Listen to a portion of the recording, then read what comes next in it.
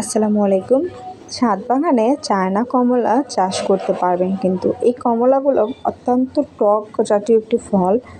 ছোট হয় আকারে, বেশি একটি বড় হয় না এবং প্রচুর ফুল এবং ফল হয়। বাগানে আমরা সাধারণত কলম চারাগুলোই ব্যবহার করে থাকি, তবে কলম চারার মধ্যে এই চারাটি বেশি একটি বড় হয় না, খুবই ছোট, 1.5 থেকে 2 ফিট মতন হয়, বা কিছু কিছু গাছ 1-1.5 ফিটই হয়, এর বেশি বড় হয় না। আপনারা চাইলে কিন্তু এই জাতীয় টক ফলটা ছাদ বাগানে রাখতে পারেন। এখানে অনেক ভালো ভালো 12 মাসই চায়না কমলা হয়ে থাকে।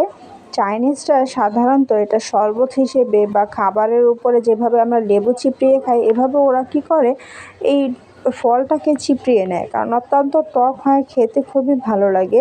যাদের অনেক হাই প্রেশার বা যারা সবসময়ই হাই প্রেশারে ভুগে বা টক জাতীয় খাবারগুলো খুব পছন্দ করে, তাদের জন্য এই ফলটা কিন্তু অনেক জনপ্রিয় একটি ফল হবে, তাদের অনেক পছন্দের একটি ফল হবে।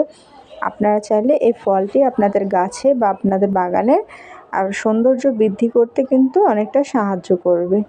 এটা বেশি একটি দাম নেয় না, নার্সারিতে 1-150 টাকাতেই কিনতে পাওয়া যায়। আর যত্নের জন্য আমরা যাই দেব না কেন গাছকে, সবই কিন্তু কমই হয়। যত্ন করতে গেলে গাছের মাটিটাকে ভালো রাখা, সার দেওয়া, এটাই যথেষ্ট।